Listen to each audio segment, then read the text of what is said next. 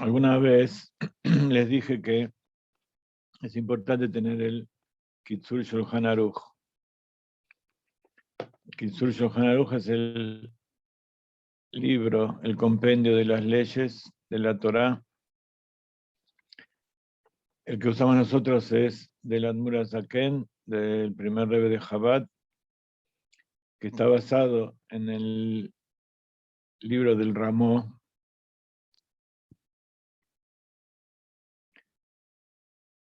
el legislador de la Torá Ashkenazi, que a su vez completó toda la parte de las costumbres y partes especiales Ashkenazim en el Shulchan Aruch del Rabbi Yosef Karo. En el segundo tomo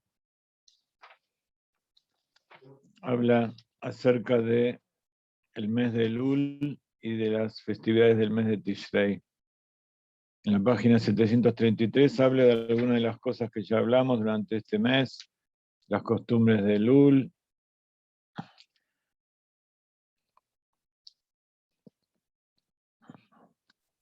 que decimos los salmos, después que escuchamos el sonido del shofar. Entonces hoy vamos a continuar con el final de Elul y con cómo ingresamos a Rosh Hashanah y a los 10 días de Aseret Emet Teshuvah desde Rosh Hashanah a Yom Kippur, que también son llamados los días tremendos, los días del juicio, que el juicio empieza en Rosh Hashanah y termina en Yom Kippur, cuando somos perdonados, pero si hay algún tipo de enmienda o algún tipo de arreglo que hace falta terminar, se hace en Sukkot, y especialmente en Simchat Torah. Y como está escrito en el Sefer Yetzirah, que todo va de acuerdo con cómo termina, el final está inserto en el principio, y el principio en el final. Entonces, como toda esta etapa termina con la época de alegría de Simchat Torah, de la alegría de la Torah, tenemos que imbuir todo el trabajo de la Teshuvah con la alegría. La alegría de saber que la Teshuvah repara, y ese puente que está medio roto, medio endeble, que nos une con HaKadosh Baruj Hu, y nos une nuevamente, por lo menos conscientemente, porque en la raíz del alma estamos todo el tiempo unidos a Hashem. No hay ninguna separación. La separación es nada más que aparente. Entonces, decíamos que aumentamos en Tefilá, aumentamos en Tzedaká, aumentamos en estudio de la Torá, y hacemos un proceso de búsqueda interior para ver cuáles son aquellas cosas que tenemos que reparar en el proceso de Teshuvah, que es arrepentirse de lo que uno hizo y volver con nuevos proyectos, con nuevas ideas buenas, positivas, de acercarnos a las cosas buenas y alejarnos de las cosas malas. Entonces eso implica también estudiar Torá. Pero el estudio de la Torá también tiene que estar imbuido de un deseo, y ese deseo se despierta con el sonido del shofar. A pesar de que se escucha año tras año, y durante el Elul lo escuchamos casi todos los días, menos en Shabbat y menos el último día, de todas maneras, cada vez que vemos el shofar ahí en la biblioteca, nos acordamos de esa emoción, porque el sonido se puede escuchar Pero el asunto es qué es lo que evoca dentro de cada uno de nosotros el sonido del shofar. Los que nos siguen en nuestras charlas de Hasidut, en el estudio de Tania, los miércoles o jueves a veces, estamos estudiando Igeret Teshuvah, estamos estudiando la epístola del arrepentimiento, y ahí vemos que la base de la Teshuvah es el trabajo interior. Arrepentirse de las cosas malas que uno hizo y decidir no volver a hacer. Pero todo eso tiene que estar completo a través de otra acción que es la confesión. Entonces, durante todo este mes también nos confesamos a nosotros y le confesamos a Hashem qué es lo que pasó dentro nuestro.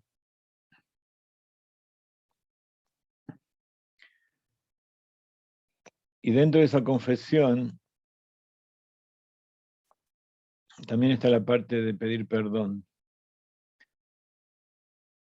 En los días de Elul encontramos a aquellas personas a las cuales hicimos algún daño y le pedimos perdón.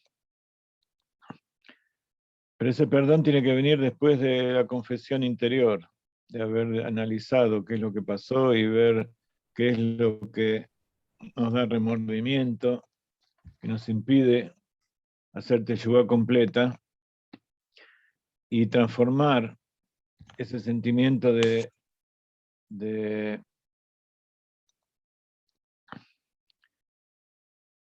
remordimiento, de tristeza, que la tristeza es Avodat Zará, la tristeza es ego, no es verdadero arrepentimiento. Lo que explica el Hasidut es que la amargura de habernos alejado de Hashem y de aquellos que amamos, alejados de la Torá y de lo que nosotros verdaderamente queremos, esa amargura es lo que nos hace cambiar y nos hace movilizar. Hace poco publicamos algo que aprendimos de Hasidut, que es que cuando uno se retrae y se bloquea y deja de hacer cosas, quiere decir que ese remordimiento o esa teshuvá no es lo que hace falta, sino que es tristeza, es ego. En cambio, la amargura de sentir que hicimos algo mal, que mancillamos nuestra relación con el prójimo, con la esposa, con los hijos, con Dios, con nosotros mismos, con un compañero de trabajo, un compañero de estudio, un amigo, o simplemente alguien que nos hizo un favor, nos hizo un acto de bondad y nosotros respondimos mal. Todo eso, si tenemos la necesidad de cambiarlo y hacer algo para cambiar eso, para repararlo, entonces eso es positivo, es una tristeza positiva. En cambio, si nos paralizamos y nos sentimos culpables y decimos, no, porque yo soy malo y nunca voy a poder cambiar, y por qué, si yo lo que hice, y todas esas excusas que uno tiene para dar vuelta, como el perro que se busca la cola, todo eso es Yetzer Hara, es egoísmo, es orgullo, y no sirve para nada. Pero la tristeza se transforma en alegría. En cambio, la depresión y la culpa se transforma en oscuridad.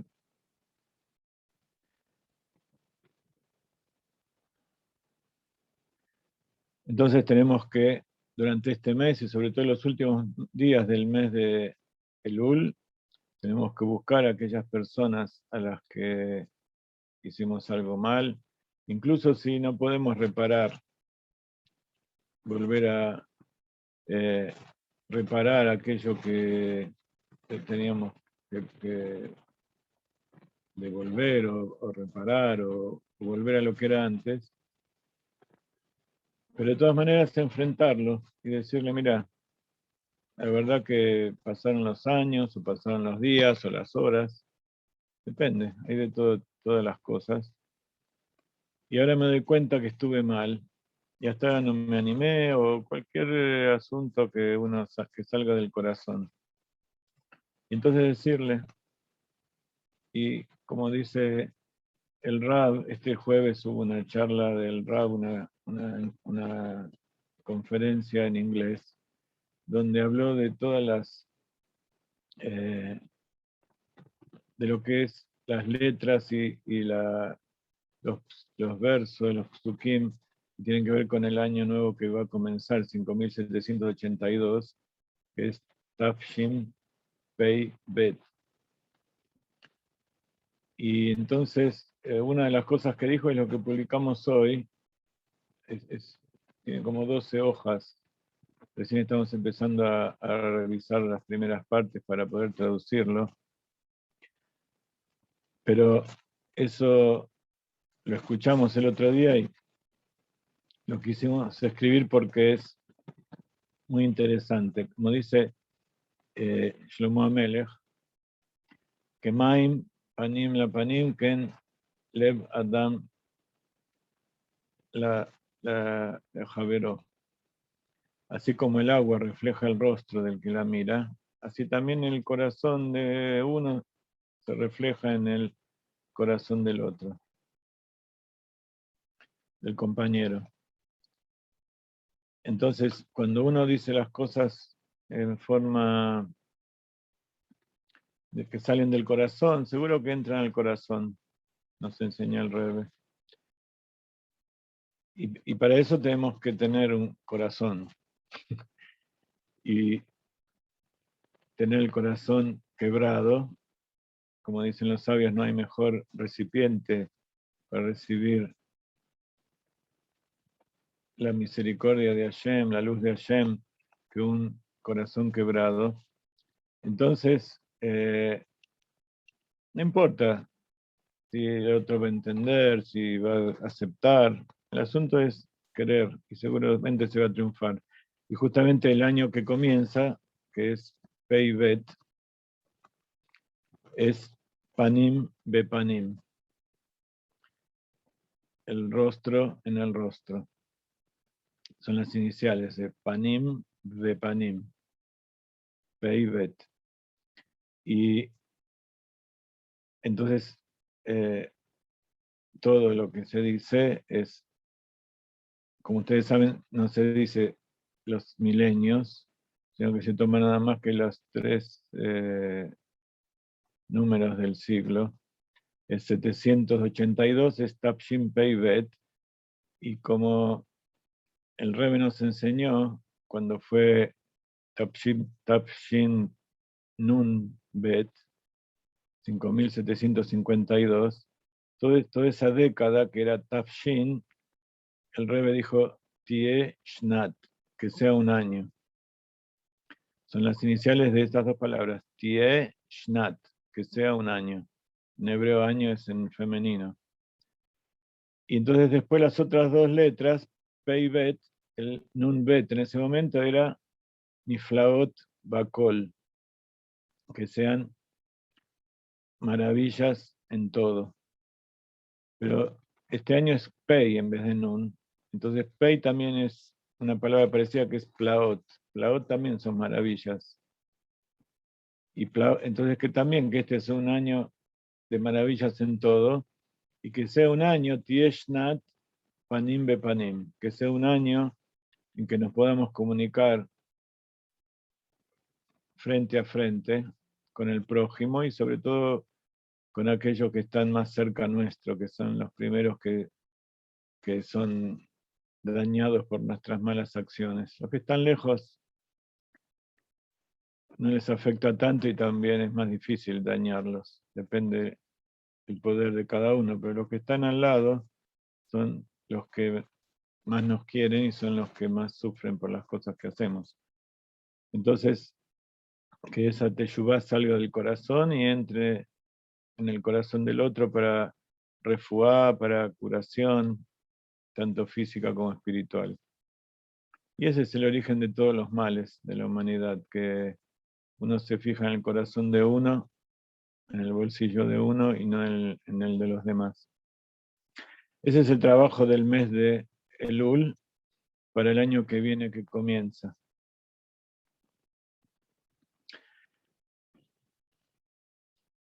Que sea un año en que el rostro se refleja en el rostro y como dijo el Rab, que así como Akadosh Baruj Hu nos entregó la Torah desde lo profundo de su ser, desde su esencia, rostro, partzuf, panim, panim en hebreo también es pnim, pnim quiere decir el interior. Por eso el rostro, panim, sería lo exterior, pero siempre lo que hay en el rostro refleja lo que hay adentro. La misma palabra lo dice. Pnim, panim, se escribe igual.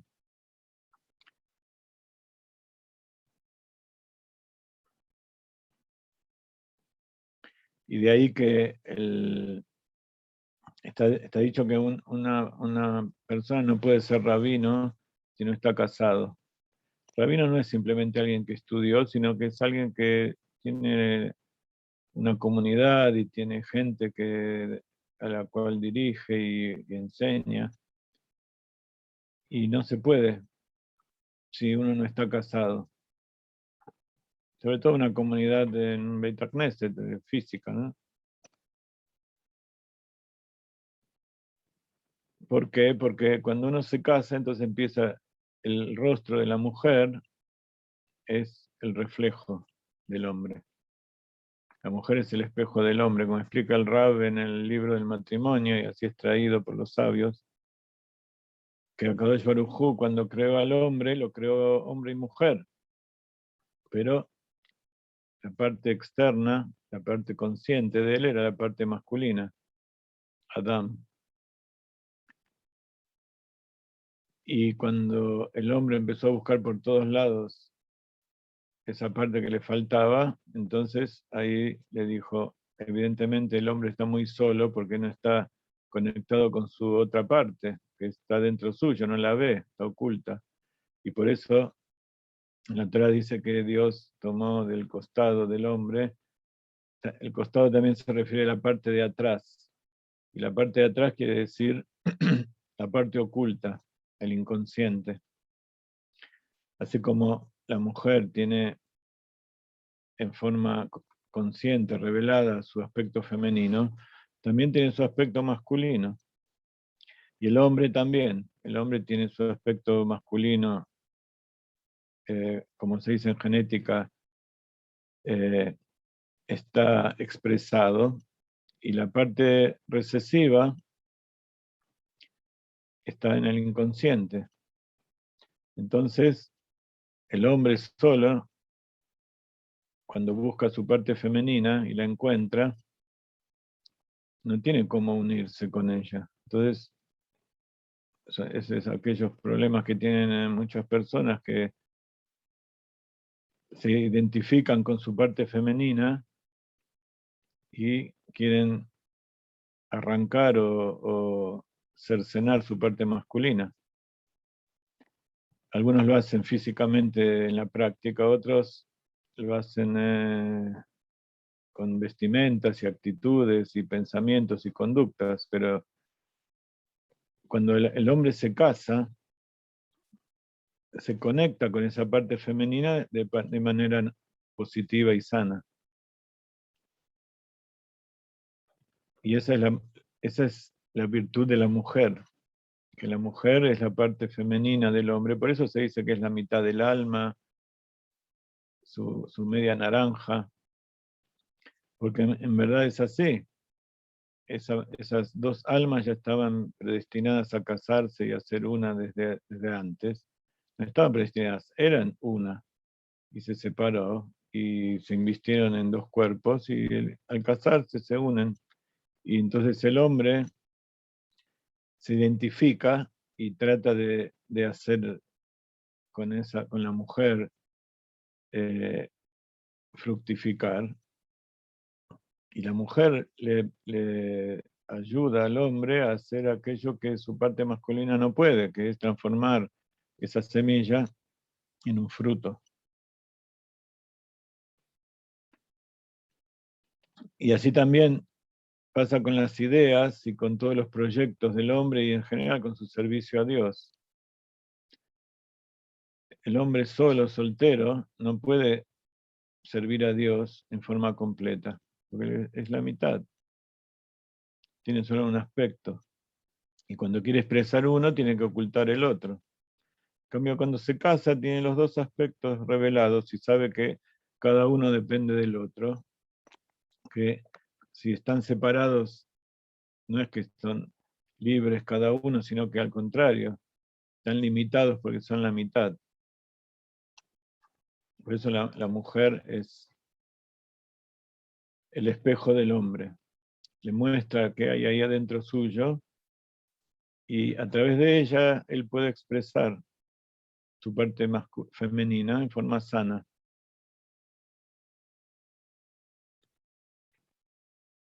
Y unirse con su parte femenina en forma sana. Si los psicólogos modernos profundizaran en este asunto y supieran, entonces ayudarían a mucha gente que les hacen creer que en realidad son mujeres vestidas de hombres y todas esas historias, que lo único que hacen son frustrar más. Y a veces esa frustración es lo que pasa hoy en día, que son dos hombres o dos mujeres que adoptan chicos o tienen por inseminación o como sea, y esos chicos después tienen que ser educados de tal manera que acepten eso que está torcido. Entonces eso se va propagando.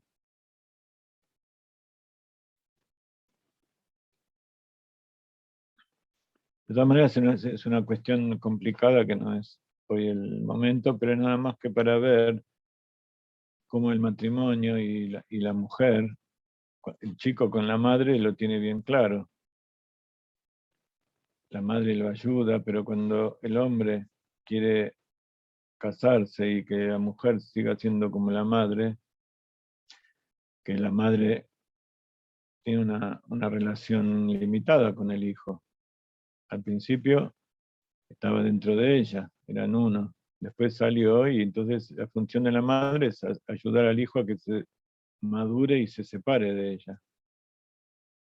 Pero cuando no se logró, entonces el hijo trata de buscar otra madre en vez de buscar esa parte que tiene adentro en una esposa.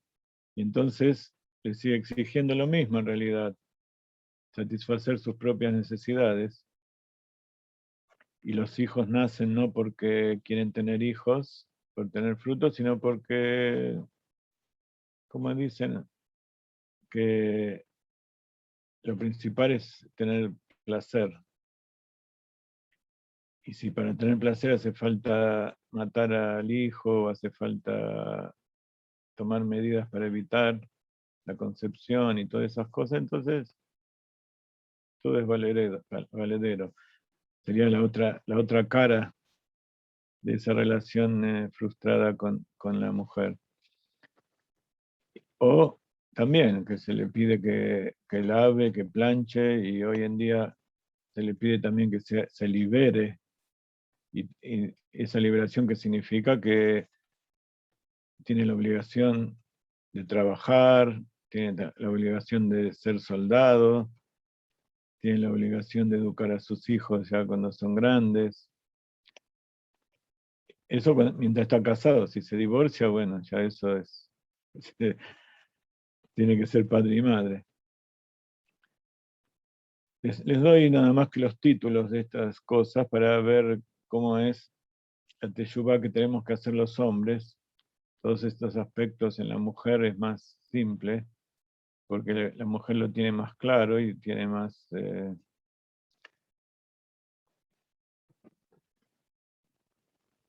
nuevamente, hoy en día también la mujer se complicó la vida con el hecho de que tiene que ser igual que el hombre, tan igual que hasta tiene que ser el hombre de otra mujer. Nada está claro. Bueno, entonces toda esa teshuvá que hay que buscar dentro de uno tiene círculos concéntricos. Uno se mira hacia adentro y ver qué es lo que tiene que reparar con uno mismo. También pedirse perdón por aquellas cosas que se hizo. Por ejemplo, se acusó de cosas que no es culpable. Todos esos errores o caídas o pecados que hizo en realidad fueron pruebas que le puso a Hashem, y nadie nace perfecto, nadie nace sabiendo. Entonces nos puso para que caigamos y aprendamos y nos elevemos más alto. Así que tampoco tenemos que culparnos a nosotros, sino que es parte del proyecto de Hashem. A los animalitos los hacen nacer ya que pueden caminar y pueden buscar la teta de la madre y respirar y todo eso. Y el ser humano es el animalito más impotente cuando nace. Si la madre no le da todo lo que él ni siquiera tiene conciencia, enseguida se muere, no hay ningún bebé que pueda seguir viviendo.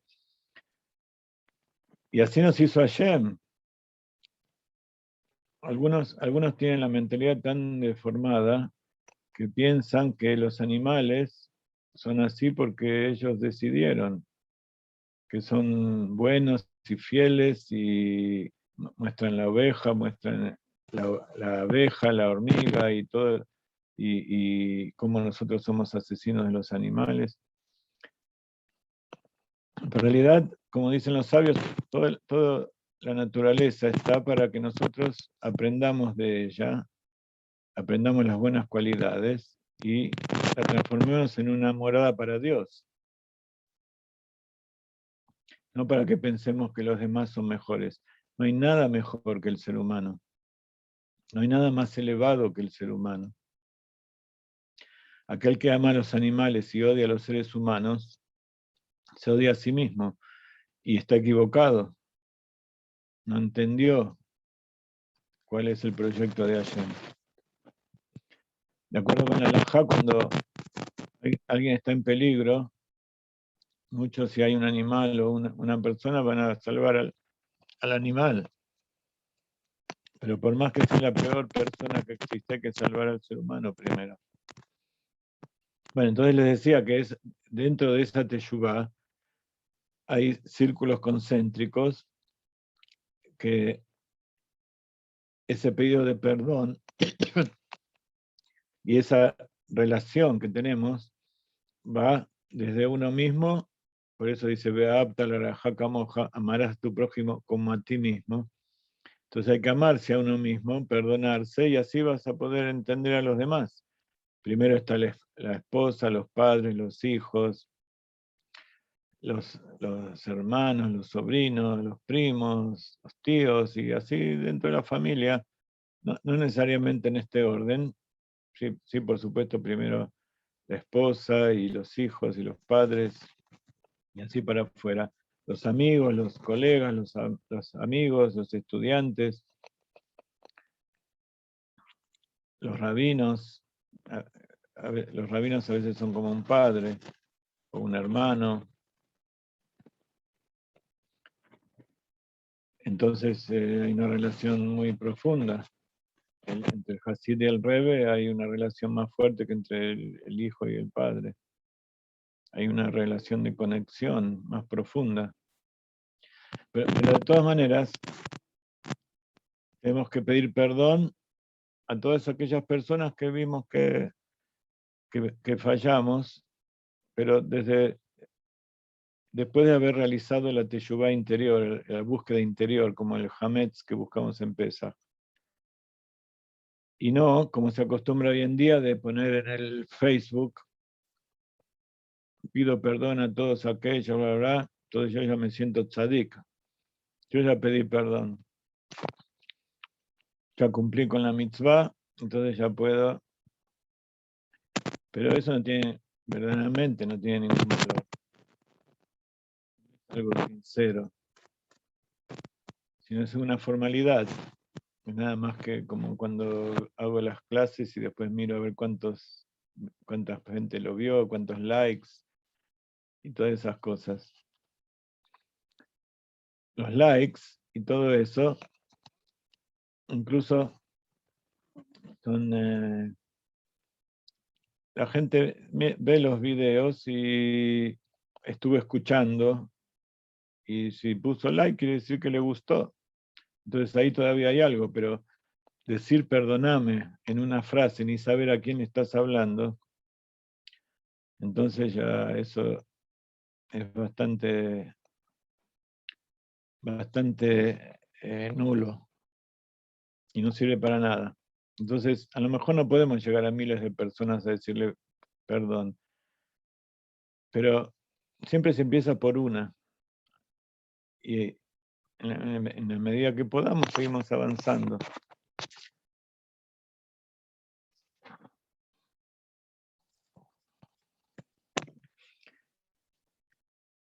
Dice el Shulchan Aruch, entonces, que este es el mes de las Slijot. Los Ashkenazim, como saben, la última semana, este año, el 28, cuando termina el Shabbat, el 28 de agosto a la noche, empezamos las Slijot. Es el mes de la Tzedaká, hay que aumentar mucho en Tzedaká. Como decíamos, la Teshuvá tiene que ser redondeada por la confesión, por el pedido de perdón y también por ayunos. Nosotros redimimos los ayunos con dinero, porque sirve eso para ayudar a otros. Y el sonido del shofar que nos despierta. Y hay algunas comunidades que el último día de Elul, Erev Rosh Hashanah, hacen ayuno. Algunas personas se acostumbraba a ayunar hasta la plegaria de Minjá para hacer ese proceso de Teshuvá y prepararse para la noche que empieza el día del juicio. Y después de Minjá, antes que empiece la festividad, hay que comer, porque no se puede entrar a Shabbat o a una festividad en ayunas. Pero, nuevamente, nosotros no hacemos ayuno porque necesitamos mucha fuerza para ir a ayudar a gente, para estudiar y para terminar las cosas de la casa, ayudar en la casa, ayudar afuera, ver quién le falta algo. Terminar de trabajar, es preferible dar el dinero y eso tiene doble efecto en vez de ayunar. El último día de Elul se dice Atarat Nedarim. Atarat Nedarim quiere decir la anulación de las promesas, que es, eso lo vamos a estudiar la semana que viene, qué tipo de promesas y cómo se hace, pero está en el Maxor de Rosh Hashanah, en el libro de la plegaria de Rosh Hashanah. Al principio de todo, aquellos que lo tienen, el que no, si puede conseguirlo sería genial. Y entonces se reúnen por lo menos 10 o por lo menos 3 personas y uno se levanta y confiesa, lee todo lo que está escrito y si no sabe hebreo, no sabe el idioma que está escrito, tiene que decirlo en el idioma en que entiende, porque lo tiene que decir en forma consciente, enumerar todas las promesas que pudo haber hecho y decidir que eso sea anulado, entonces todo lo demás le contestan. Es como un tribunal rabínico, un Bet Din, donde le anulan las promesas en base a su confesión. Y entonces eso se hace justamente el último día para anular todas las promesas durante el año. Pero las promesas con los compañeros y todo lo que hicimos a las personas, eso hay que, si no lo cumplimos, hay que hacerlo, o si no, ir a pedirle perdón y anularlo personalmente. Esto es para otros asuntos. ¿Por qué se hace eso a Tarat Nedarim. Una de las palabras de Elul, ¿se acuerdan que Elul es Anile, Dodive, Dodili? Esas son las iniciales de las palabras. Yo soy para mi amado y mi amado es para mí, del Shira Shirim, del Cantar de los Cantares, cuyas iniciales forman Elul. También hay palabras, hay frases que son el final, la letra final. La primera se llama Rashai Tebot, de Rosh, como Rosh Hodesh. Rashai Tebot, Tebot son palabras. Y al final es Sofei Tebot. Sof quiere decir final. El final de las palabras. Es la última letra. Dice el Shulchan Aruch que es costumbre hacer a Tarat Nedarim, anulación de las promesas, en vísperas de Rosh Hashanah, y una alusión a ello es las últimas letras de las palabras que está escrito en el libro de Bamidbar, capítulo 30, versículo 3, Lo Yahel de Baró Kehol. No profanará su palabra tal como, que continúa diciendo, no profanarás su palabra tal como salió de su boca, así hará. Entonces las últimas letras es de Lo Yahel de Baró Kehol es Elul. Entonces por eso todas aquellas cosas que dijo y prometió y no lo cumplió, tiene que anularlas para no transgredir este precepto. ¿Qué más? Bueno, ese día Rosh Hashanah hay que bañarse, hay que ir a la mikve, purificarse en el baño ritual, hay que vestirse con ropas de Shabbat, hay que estar todo el día ocupado en el estudio de Torah, el cumplimiento de mitzvot. Es el día especial de la Teshuvah. No hay que esperar a Yom Kippur.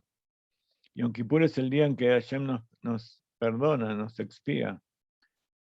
Estudiamos en la clase de Tanya que los pecados por transgredir preceptos negativos hay que hacer teshuvá, pero no son expiados hasta que viene Yom Kippur. Expiar quiere decir limpiar.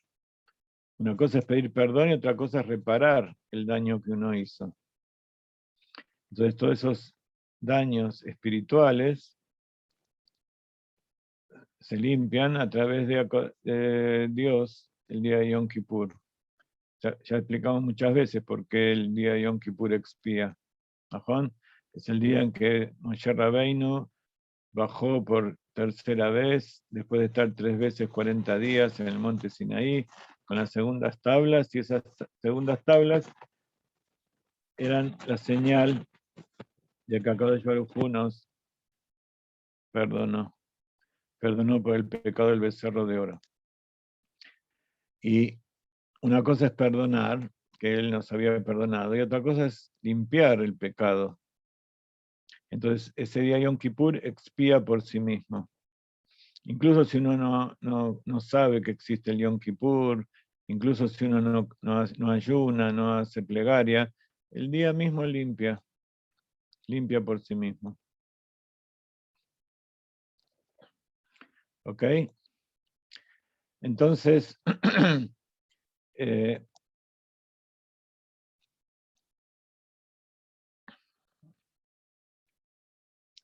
como si fuera Shabbat, hay que cortarse el pelo, limpiarse bien las uñas, bañarse, estar limpio. Siempre es bueno cortar, dice que el cortar el pelo es antes del mediodía y después sumergirse en el baño ritual, en la mikve.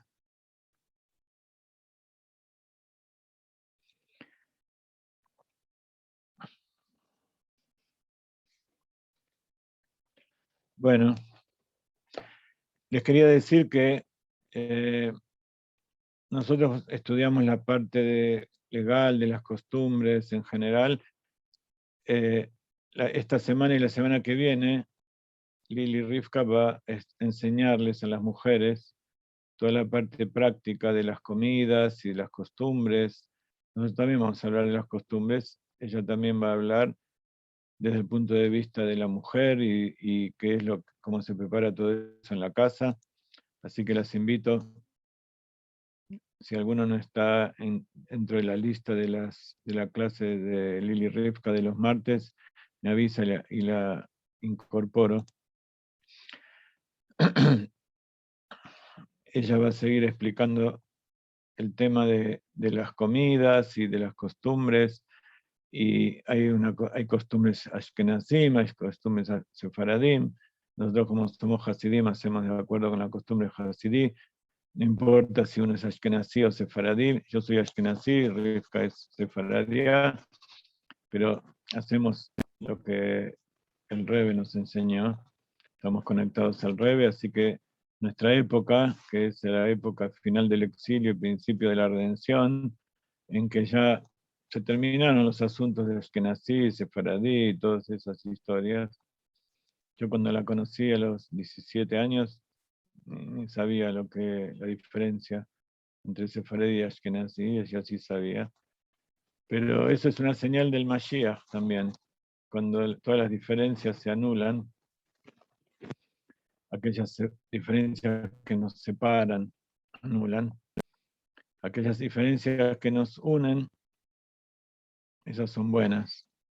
Por ejemplo, ¿cuáles son las diferencias que nos unen? Que somos hombre y mujer.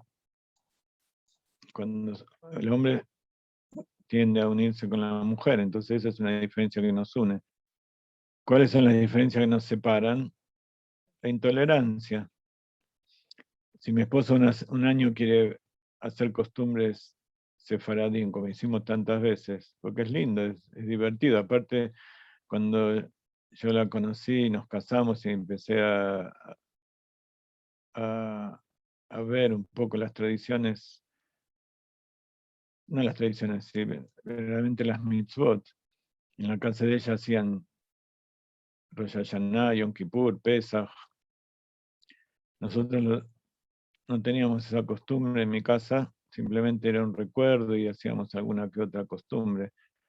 Pero en la casa de Rivka hacían de acuerdo con la halajá, pero con la costumbre sefaradí. Entonces nosotros, mi mamá siempre, entonces allí empecé a ver las costumbres sefaradí, de todas la tortilla de puerro y la tortilla de acelga y el zapallo en almíbar y todas esas cosas que son fabulosas. Y el Yehi Ratzon, sea tu voluntad, y que cada cosa representa. Mi mamá y mi papá eran ashkenazim, eran judíos, pero no seguían la halajá, pero de todas maneras siguieron la tradición. Entonces mi mamá siempre hacía gefilte fish, pescado relleno, y traían eh, la cabeza de pescado y todas esas cosas, pero nunca supe bien qué era.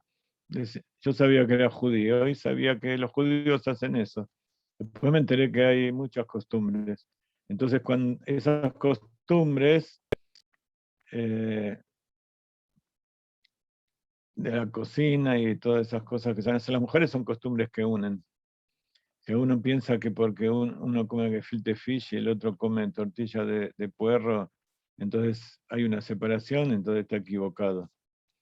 No entendió cómo es la historia. Acepto que a todo el mundo le gusta la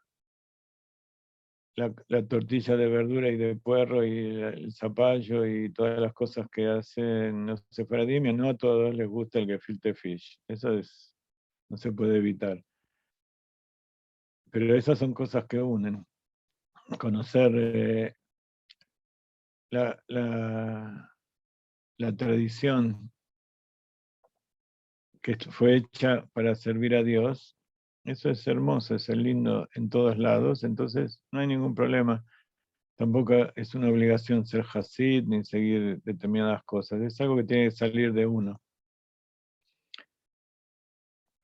Pero que tiene que hacer alguna de esas cosas, sí, porque es parte de la enseñanza que uno le da a los hijos, sobre todo. Ese amor y ese cariño por la tradición que traemos de nuestros antepasados, va junto, las mitzvot, y las costumbres que son más divertidas o más placenteras van juntas. Unas son para dulcificar a las otras, así que siempre hay que conservarlas y continuarlas. Por eso está dicho que algunas costumbres van a quedar cuando venga el Mashiach y algunas mitzvot no se van a realizar. Entonces dicen que entonces eso es de los rabinos, porque los rabinos le dan más importancia a lo que dicen ellos que a lo que dice la Torá. No, es al revés. Es justamente al revés. Hay mitzvot que se hacen porque el mundo no está rectificado. Uno de ellos son los korbanot, el sacrificio de los animales. Va a llegar un momento en la época del Mashiach en que no se van a matar más animales, como hacía Adam Arishon, que en el Gan Eden no había sacrificio de animales, eso empezó después. Cuando venga el Mashiach y venga el mundo por venir, va a ser el Gan Eden, pero no el Gan Eden de las almas que se van cuando terminan sus años a los 120, sino el Gan Eden que Dios quiso crear cuando creó a Hashem, el mundo físico. Adán no estaba en un mundo espiritual. Adán estaba en un mundo físico, material. Cayó espiritualmente, entonces la tierra ya no fue un amigo, una amiga del hombre, y los animales y las plantas dejaron de ser amigos del hombre y el hombre les empezó a temer. Entonces el miedo y la falta de creencia en Dios hace que el mundo parezca agresivo. Pero cuando venga el Mashiach va a ser el mundo como Dios quería y mejor todavía. Va a ser más cosas. Entonces, los sacrificios que se hacen en el Beit HaMikdash fueron establecidos porque el hombre, Dios lo creó con la tendencia a ser vegetariano. Pero cuando cayó, empezó a utilizar, necesitaba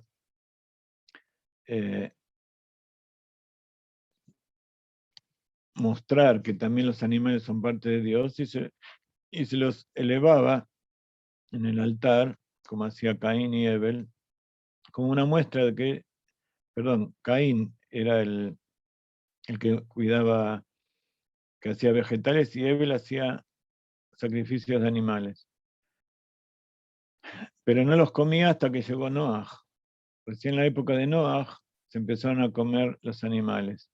Entonces, esa caída que hubo en la 10ª generación, cuando estaba Noaj, hizo que las personas ya no sacrifiquen a los animales para elevarlos a Dios, sino que los sacrificaban para su propio beneficio, y eso es idolatría. Entonces esa idolatría de utilizar la naturaleza para el beneficio propio y pensar que la naturaleza es Dios, también era parte de el pensamiento del pueblo de Israel. Cuando Dios entregó la Torá, entonces Él ordenó hacer sacrificios en el templo. ¿Por qué?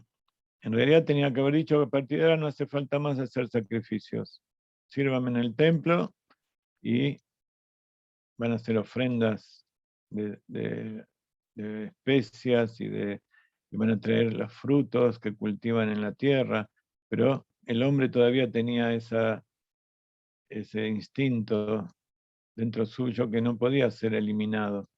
Entonces, como etapa intermedia para eliminar la idolatría de servir y ofrendar los animales a dioses ajenos, la primera etapa era ofrendarlo a Dios. Entonces dijo, bueno, ustedes ofrendan animales, tienen el instinto ese, entonces a partir de ahora tienen que saber que eso no está prohibido, no se los voy a prohibir, pero solamente lo van a hacer como yo les ordeno, solamente para mostrar que eso también es parte de Dios. Pero está dicho que en el futuro por venir, ya Dios va a estar revelado, no va a hacer falta hacer ese tipo de ofrendas, y va a volver como era antes, que no va a haber sacrificios. Entonces no es que va a cambiar la Torá, sino que al contrario, la Torá va a llegar a su nivel de perfeccionamiento completo. Y los preceptos van a seguir estando, pero ese precepto que nosotros hacíamos matando un animal se va a hacer a través de otra forma más refinada.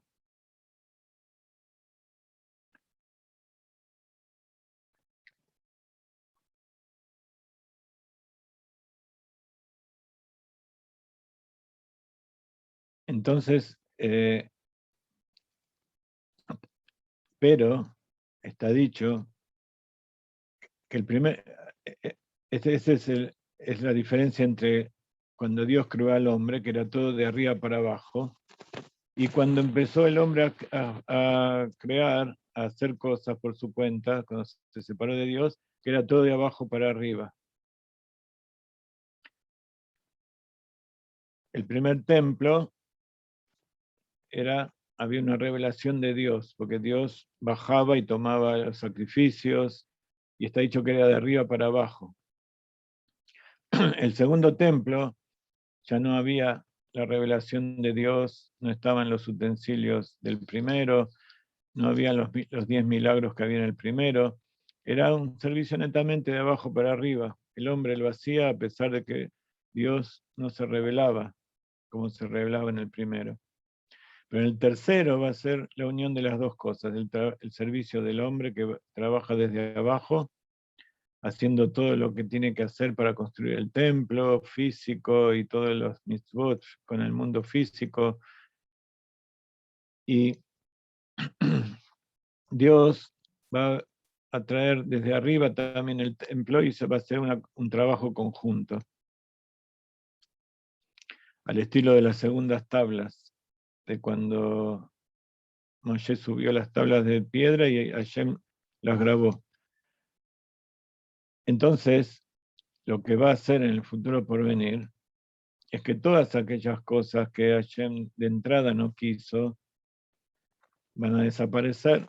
La maldad, el Yetzer Hará, el egoísmo, la muerte, el sufrimiento, la enfermedad, no solamente del hombre, sino de los animales, de las plantas, de las piedras, de todo.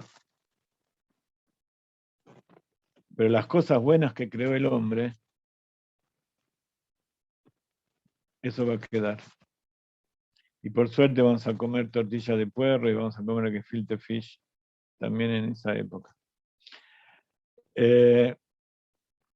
Besrat Hashem, espero que, como ustedes ven, todas las cosas que están en el Shulchan Aruch y en los libros se pueden estudiar.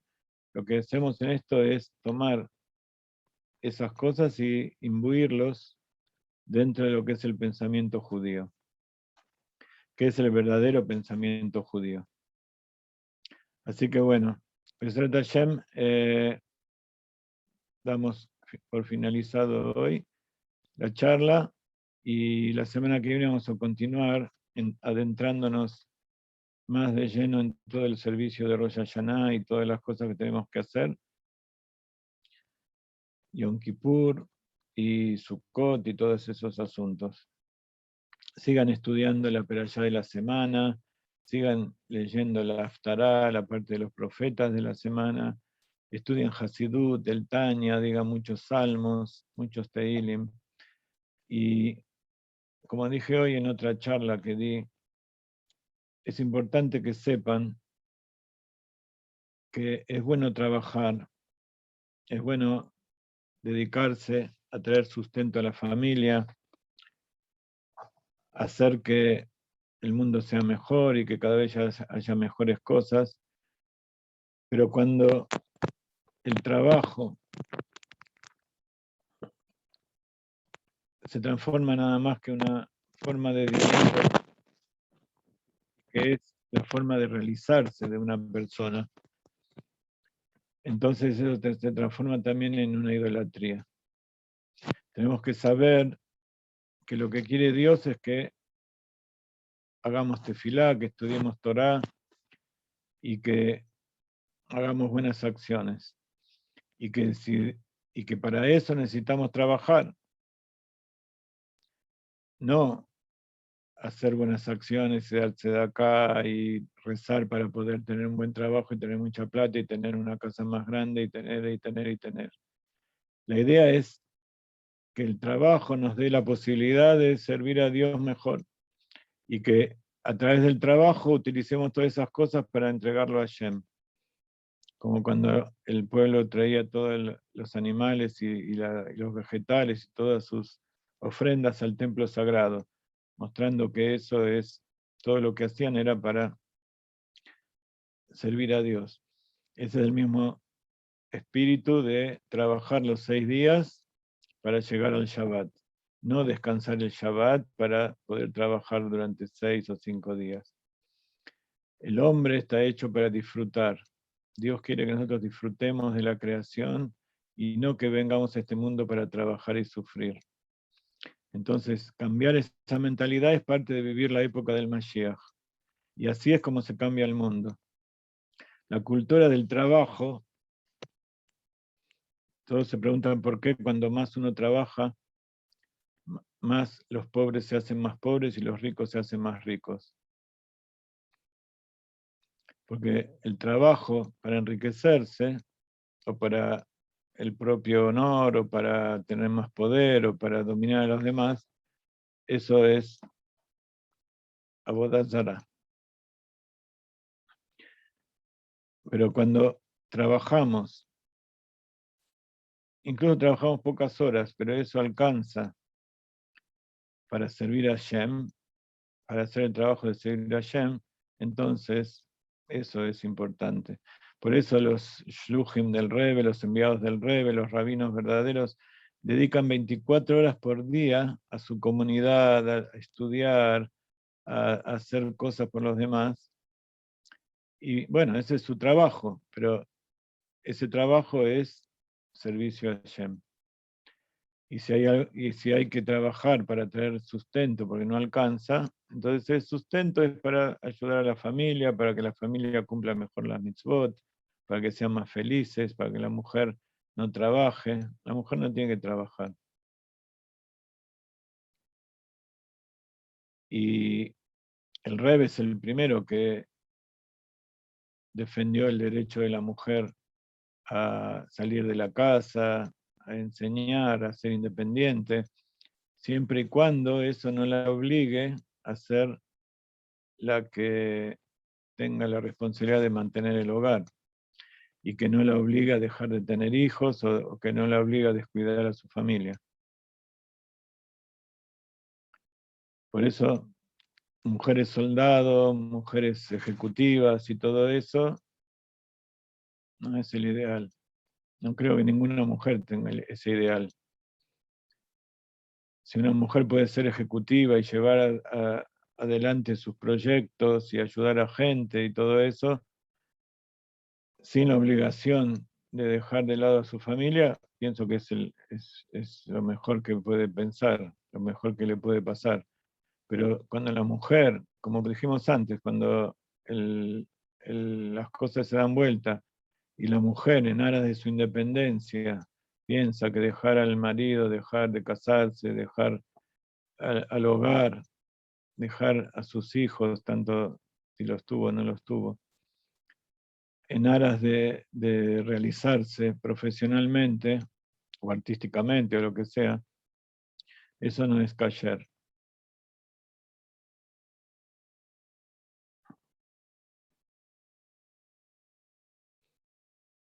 Así que bueno, Besrat Hashem, que Akadosh Baruj Hu nos ayude a hacer teshuvá completa y podamos ayudar a nuestras esposas para que sean felices y puedan sentirse orgullosas de su marido.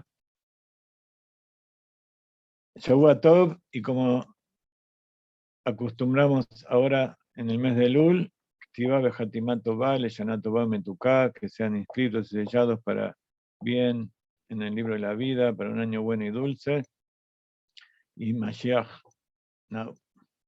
Mashiach Shalom. now. Gracias, Raf. Shabbat Shabbat Tov. Tov. Saludos, amigos. Gracias, Shabbat Tov. Rab. Shabbat Tov. Mashiach now. Shabbat Shalom, amigos. Gracias, Raf. Shavuatov. Chau, Shavuatov, chau. amigos. Necesitamos con suma urgencia ayuda para la página web, para publicar los libros. Aquellos que puedan colaborar, aunque sea unos minutos, unas horas por día, con su tiempo, con su experiencia, con su profesionalismo, con su dinero, serán agradecidos. Bye.